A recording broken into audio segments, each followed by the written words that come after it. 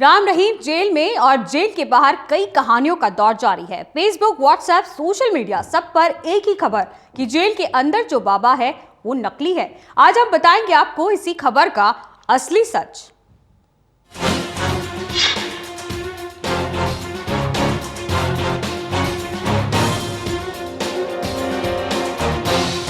राम रहीम का पाखंड इतना बड़ा था कि उसके लोगों को छलने, आस्था और धर्म के नाम पर लोगों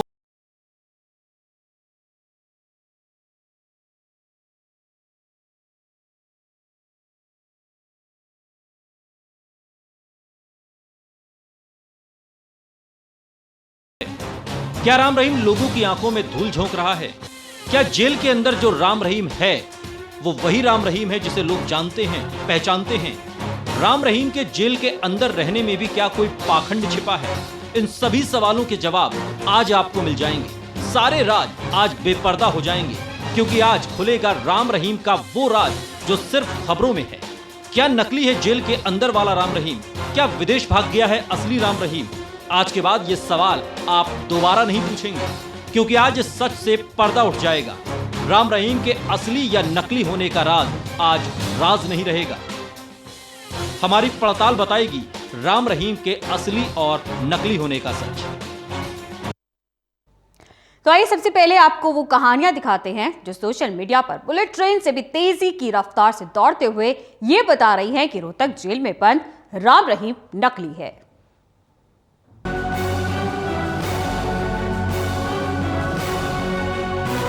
चाहे फेसबुक खोलो, चाहे व्हाट्सएप या फिर यूट्यूब, राम रहीम की दो फोटो दिखाई जाएंगी और ये बताया जाएगा जो राम रहीम जेल के अंदर है वो नकली है और असली राम रहीम को विदेश भगा दिया गया। दरअसल ये सवाल उठाने वाले सीधे तौर पर देश की कानून व्यवस्था को कटघरे में खड़ा कर रहे हैं। लेकिन राम रहीम के असली और नकली होने के सच से पर्दा उठाने से पहले आपको बताते हैं कि ये कौन सी दो तस्वीरें हैं जिनका हवाला सोशल मीडिया में दिया जा रहा है।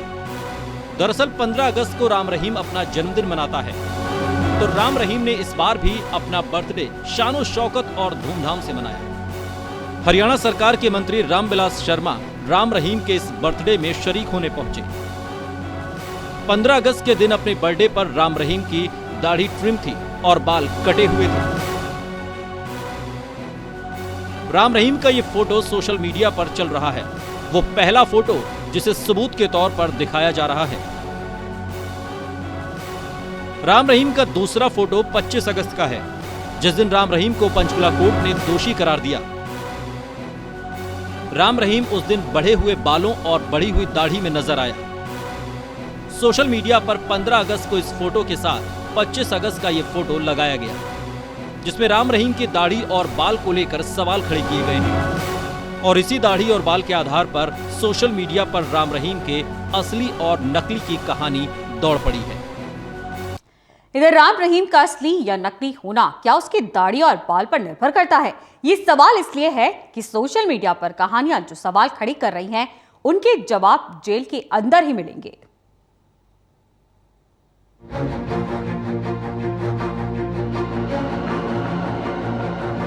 राम रहीम के असली या नकली होने की कहानी का सच जेल के अंदर से आया तो जवाब जेल के अंदर ही मिलना चाहिए।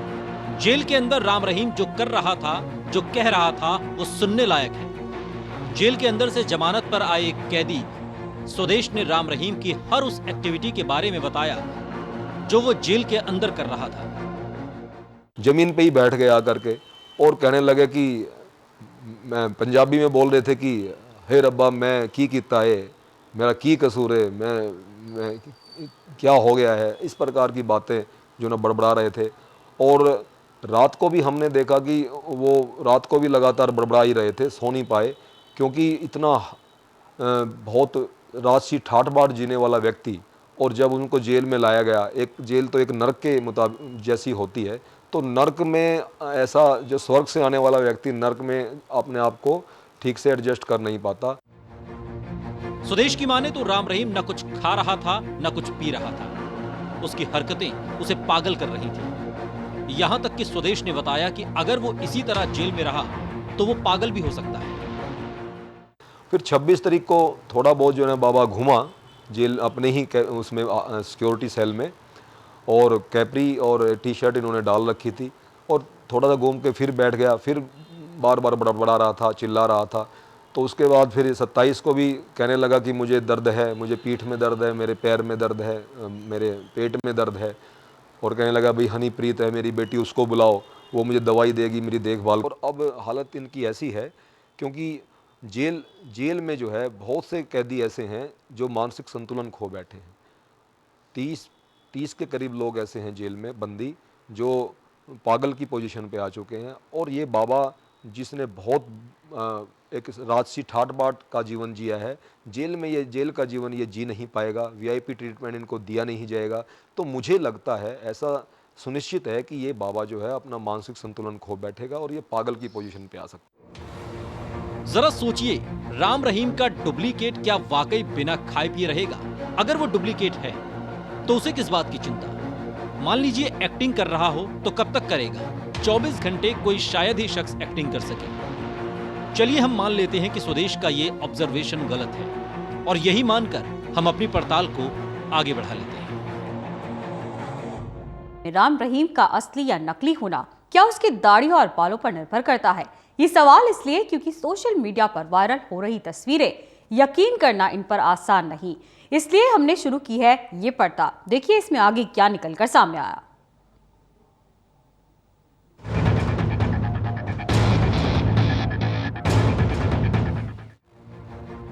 राम रहीम के असली और नकली वाले इस सच को खंगालने के लिए हमने पड़ताल शुरू की। क्या वाकई कोई इतनी आसानी से कानून को धोखा दे सकता है? इस पड़ताल के पहले छोर में हमने राम रहीम को करीब से जानने वाले लोगों से शुरू किया।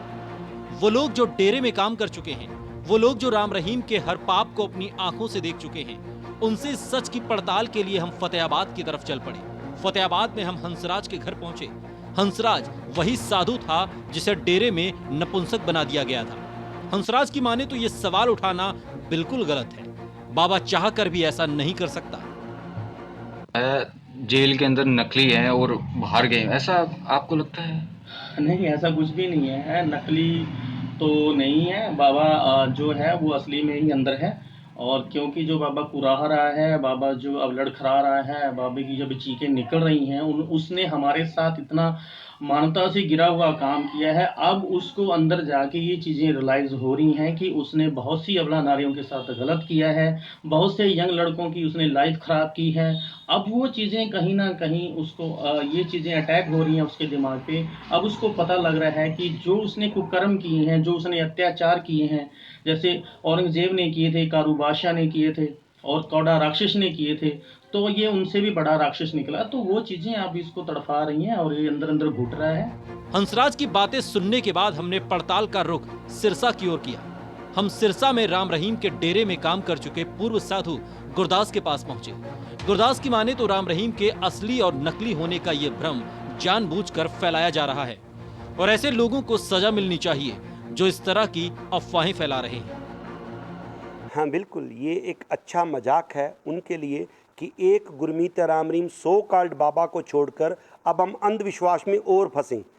और अगर ये सच है तो उन सबसे पहले उनको सज़ा मिलनी चाहिए जो ये दावा करते हैं कि 3 महीने पहले चला गया था। इसका मतलब वो भी भागी हैं उसको भगाने में। उन्होंने पहले अब तक शो क्यों नहीं किया? 3 महीने पहले वो क्यों नहीं आए? उनको 3 महीने पहले बता देना चाहिए था। अगर कोई क्राइम पहले से पता हो तो सरकार पहले से बचा सकती है, तो भागने से पहले भी बताना चाहिए था। जितने भी देश के अंदर ऐसे को कार्य होते हैं तो उनको ये चीज़ करना चाहिए कि ऐसे जो बाबा बनते हैं कि हम 14 पीढ़ियों से ऐसे हैं, तो उनको क्राइम होने से पहले बताना चाहिए, और ताकि किसी की जान बचाई जा सके। ये एक ढोंग है, इसके अलावा कुछ नहीं। चलिए हम लोगों की कही बातों पर नहीं जाते, अब सीधे आपको उस सच से रूबरू कराते हैं जो राम रहीम के असली और नकली होने के फर्क को मिटा देगा।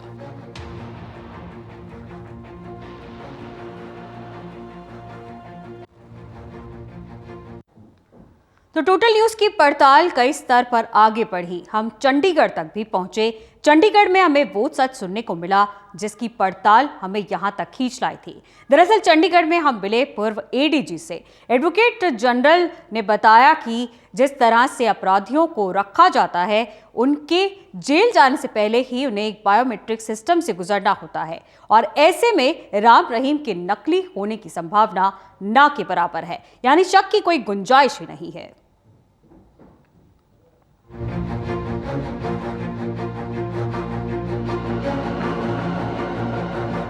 राम रहीम क्या वाकई ऐसा कर सकता है कि वो खुद फरार हो जाए और अपने किसी डुप्लीकेट को जेल के अंदर भेज दे? राम रहीम की जिंदगी भले ही फिल्मों के सेट जितनी आलीशान और बनावटी हो, लेकिन क्या कोई वाकई कानून को इतनी आसानी से चकमा दे सकता है? सवाल कई हैं और इन सवालों के जवाब खंगालने हम चंडीगढ़ पहुंचे। चंडीगढ़ में हमने कानून की बारीकियों को समझा। क्या कोई भी गवाही किसी और की हो गई हो? क्या ऐसा संभव है? चंडीगढ़ में हमारे संवाददाता अनिल कुमार मिले वरिष्ठ वकील और पूर्व डिप्टी जनरल सीआर दहिया से।